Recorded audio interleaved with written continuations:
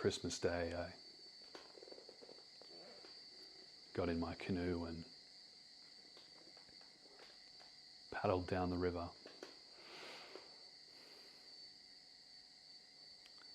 Took my swag with me and pillow and a blanket. But I didn't bring any food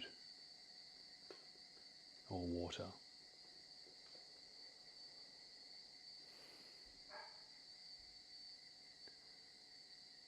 Found a nice big tree just off the bank of the river. Dragged my canoe up the bank. I went and sat under this tree. Began to meditate.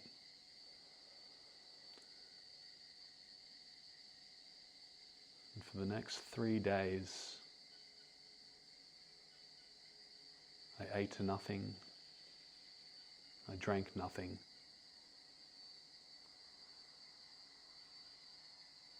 And all I did was wrestle with my demons.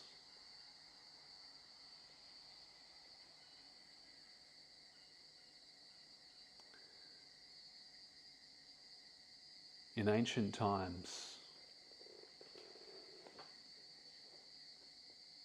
particularly if you read through the book of Joshua in the biblical account, you'll see a strategy they used in warfare where they would approach an enemy town,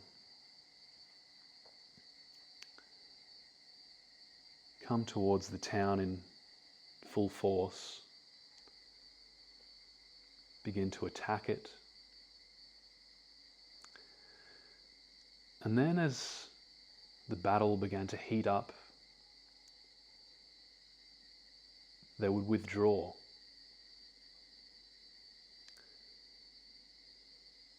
Feigning retreat.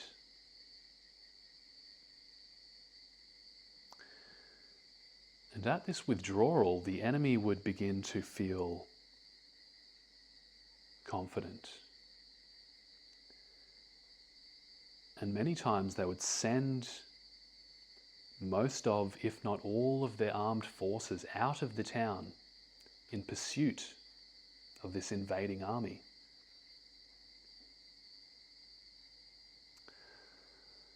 Unbeknownst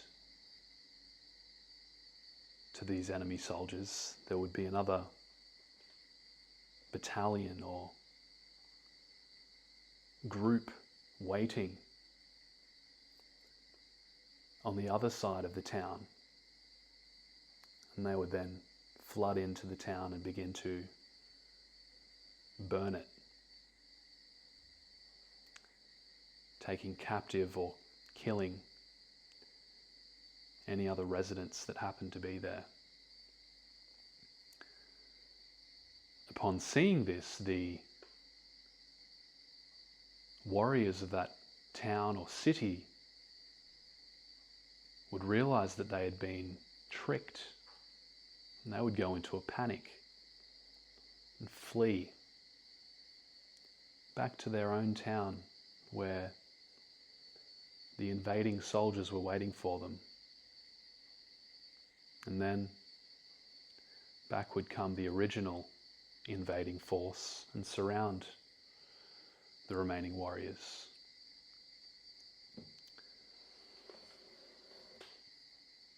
Which would effectively end the fight quite horrifically for those warriors of that town.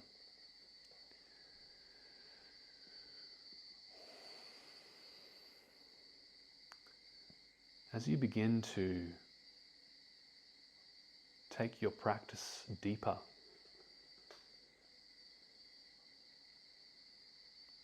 step one is to go God mode. Commit yourself to letting go of lust. catching yourself every time you start thinking about that cute girl, going into a fantasy, just dropping that gate straight away, diverting your attention. Every time you start to feel that emptiness creeping up inside you, you feel that urge to eat that garbage food or distract yourself with that TV or that social media. As you start to go God mode,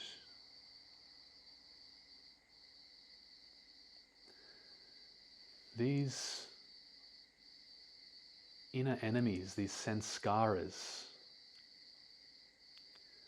this trauma is going to start rearing its head more and more and more.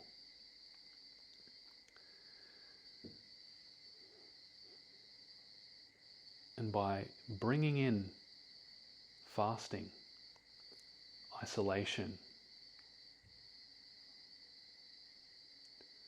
ascetic practices and disciplines which make you feel alone with yourself,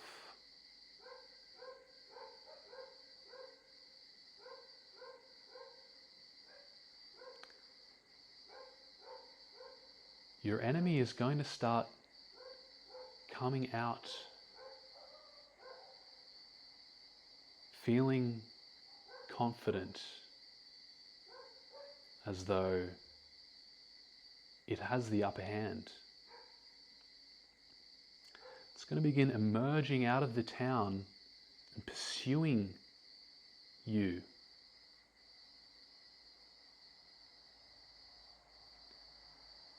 You're going to begin to manifest these very ugly feelings, painful feelings. Sometimes you feel like you're going to die, or your whole body is on fire with electricity. This is good. This is the sign that you are breaking through to new levels of power.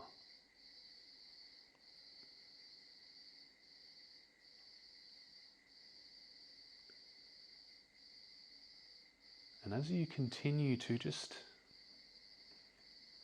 relax, let your enemy pursue you. Let your enemy think it's winning.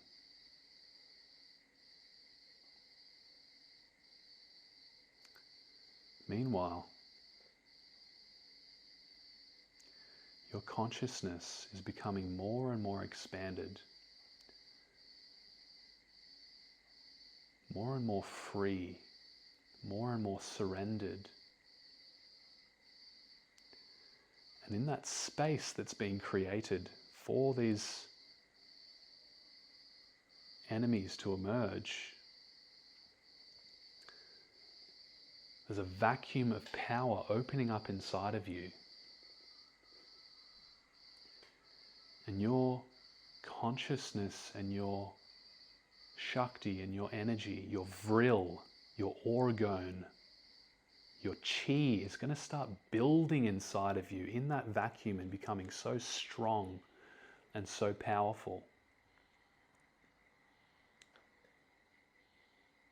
Just keep letting go. Keep relaxing.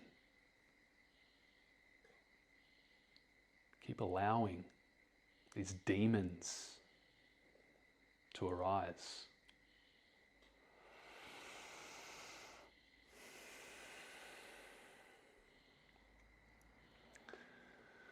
It's like all of the puzzle pieces are starting to fall together.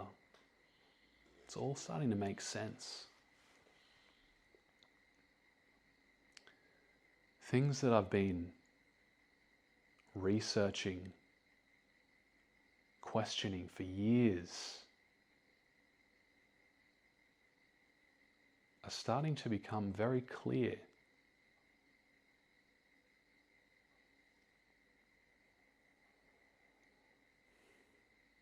I found myself beginning to get very bored of the generic information that's out there about SR. Some amazing information out there, particularly on YouTube. Different people opening up about their journeys.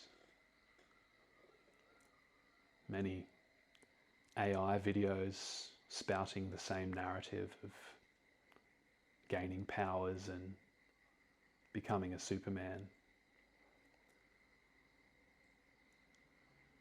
without telling you the full story.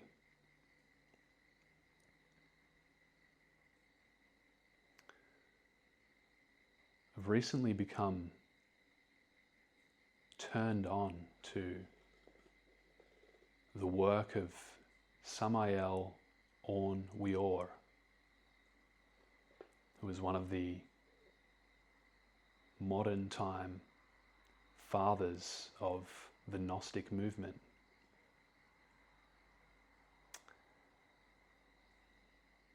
And in one of his books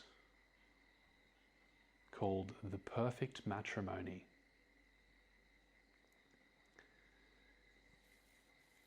he talks about a concept which I've intuitively known,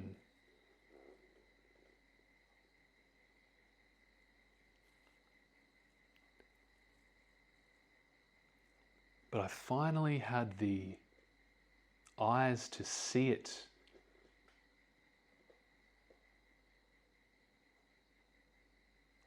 I finally reached a place in my journey where I had the space within myself to absorb what he's actually saying.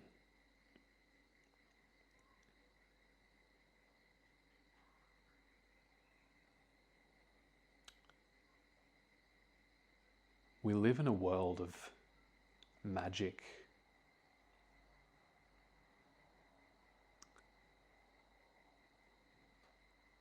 And this magic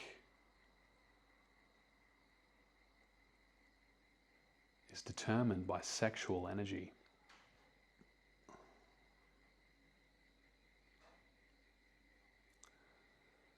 The story of Adam and Eve, the allegory of the fall of man, which came through the indulgence in the orgasm, the consumption of the forbidden fruit of the tree of knowledge,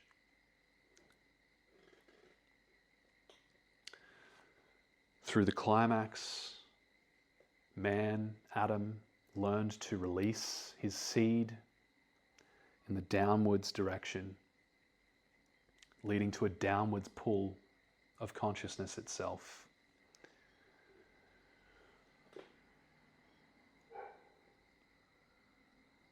The later awakening that one could ascend up the tree of life by retaining the seed,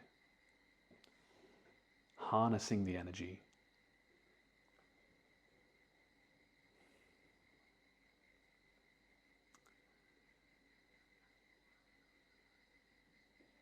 he says there are 3 types of magicians.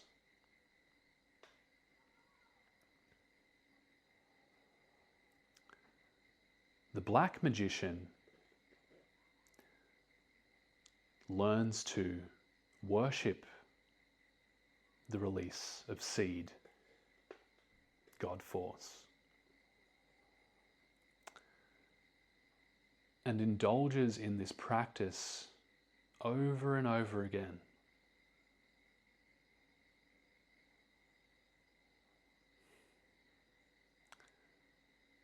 Now, the cost of indulging in release over and over again is that one requires greater and greater excitement, stimulus, like a junkie. In order to keep that practice exciting,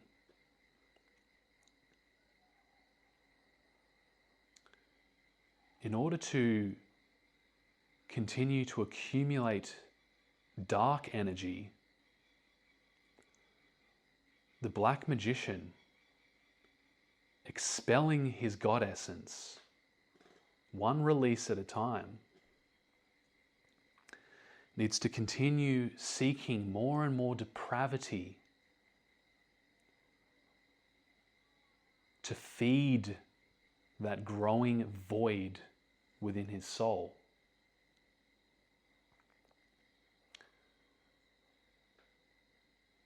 This is how we sell our soul to the devil.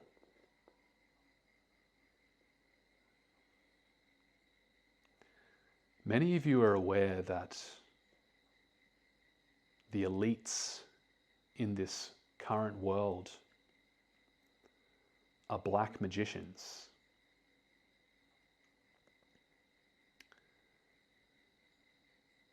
And these beings have fed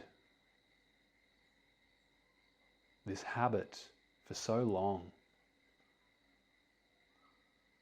They have walked the power of darkness for such a long time.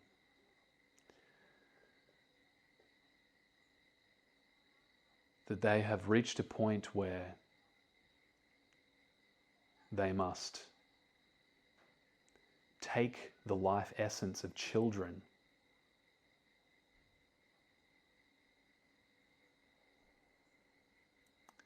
in order to keep feeding the darkness within.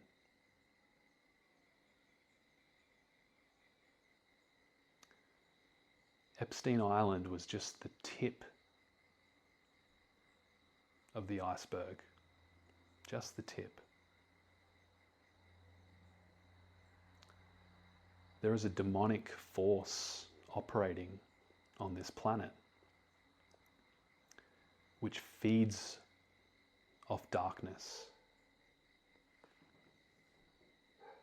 The Dementors in Harry Potter, they feed off external life energy. There's only two directions you can go with this. And it gets darker and darker the more you release.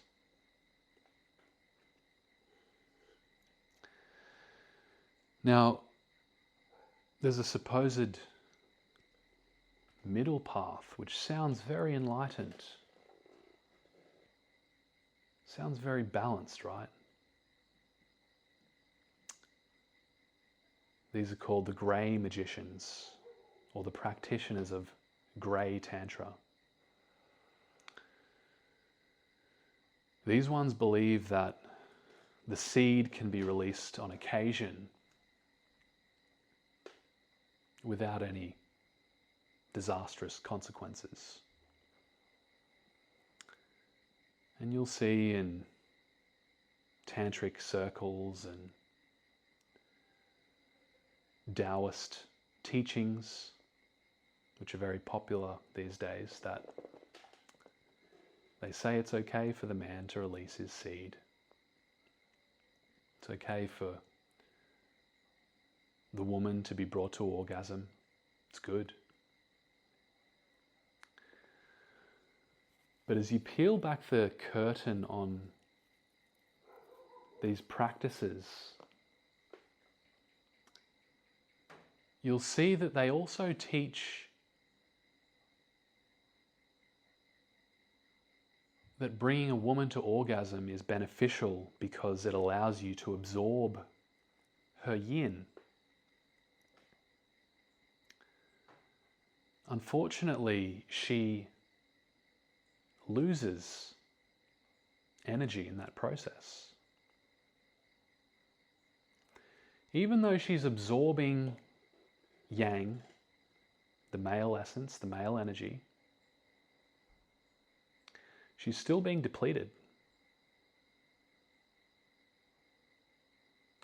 And many of these teachers of grey tantra won't tell you about where these practices have come from, where women were literally used as batteries to harvest yin energy. You can look at the ancient and even modern day emperors, rulers, nobility of countries like China, where they would use women as batteries, particularly virgins who were the highest in qi, women who had never given birth.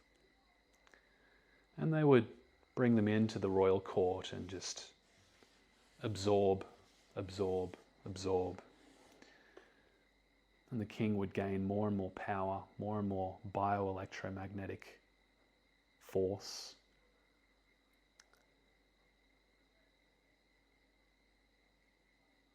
At the expense of others. This path inevitably leads to Black Tantra as one becomes more and more enamored of this experience of taking. Our equivalent in Western culture could be the practice of pickup, the Casanova complex, which I've been a prey to, where you always need more novel experiences, different women. You indulge in releasing every now and again. This is leading you down the path of Black Tantra.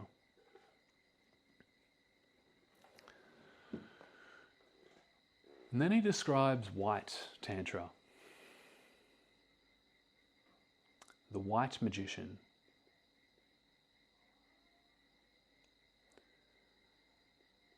And this is for the very savvy of mind who have realized, usually through experience, that even the occasional spilling of the cup of Hermes comes at a great cost.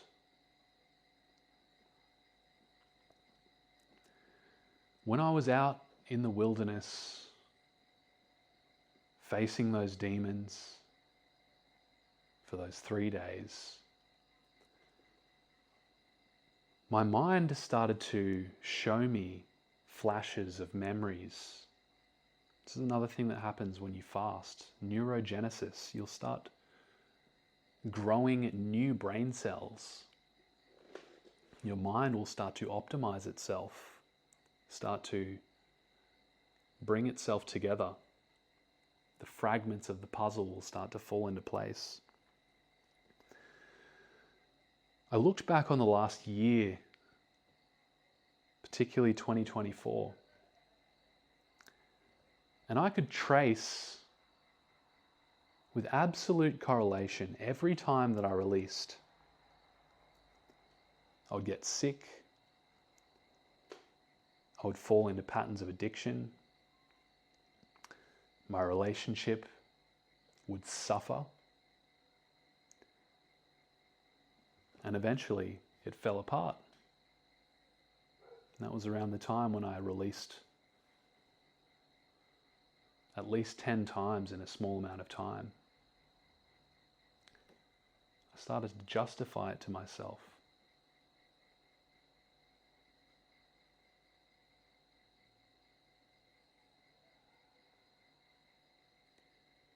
Once you get wise to this, you're going to see that there's only two paths.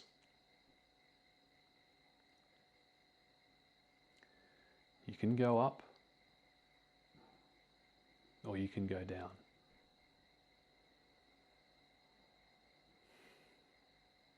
But you can't pretend that there's a middle ground. Christ said, "Those who are not for me are against me."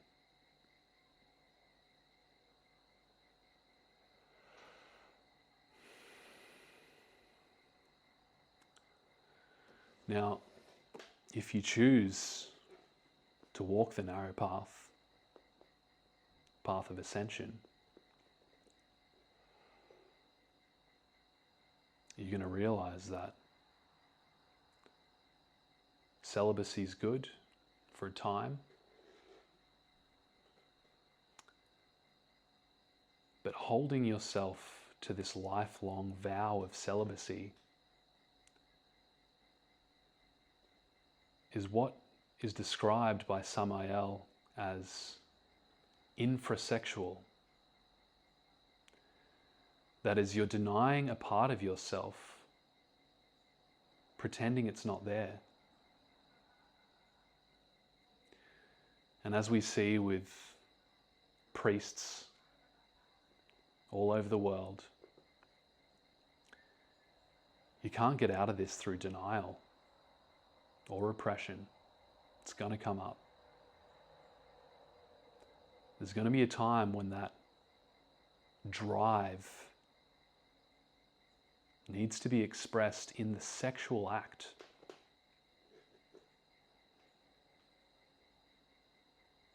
And this is where the perfect matrimony comes into play.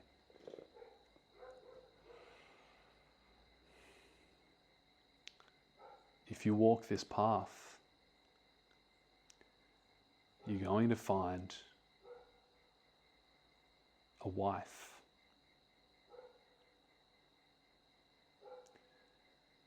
You're going to devote yourself to her in the perfect matrimony, in a lifelong commitment. And you're going to devote yourselves to the practice of white tantra, where not only do you forego the release of your seed, she also forgoes the indulgence in the climax.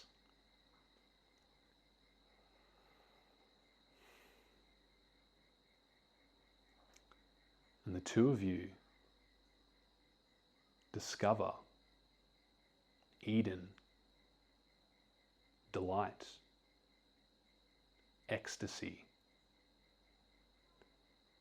through the sharing of sexual bliss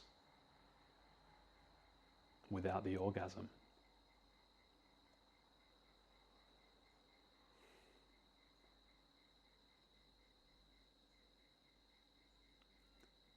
And if you practice this with perfect devotion,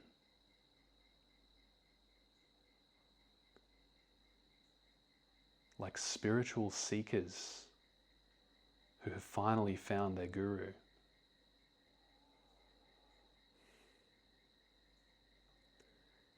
if you commit to never again spill your seed,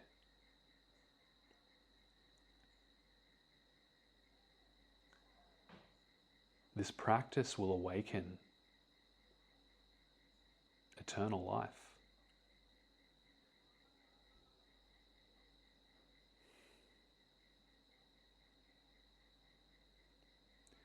You will have awakened the philosopher's stone.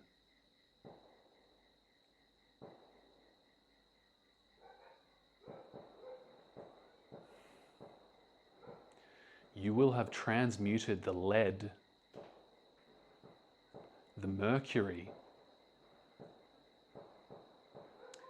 into gold.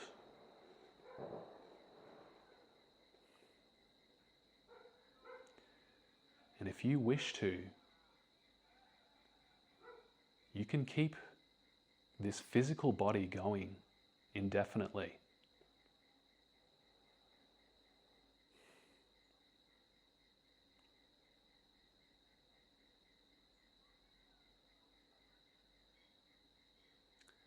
This is forbidden knowledge.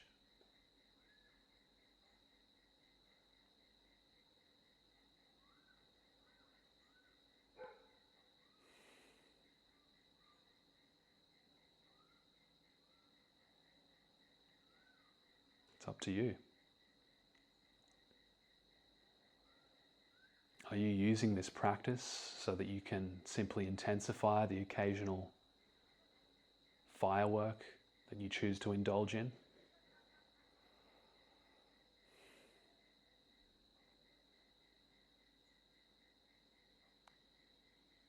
Or will you use this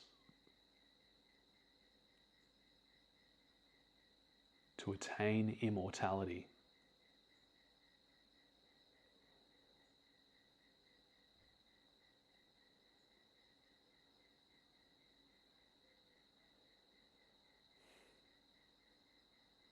I've made my choice.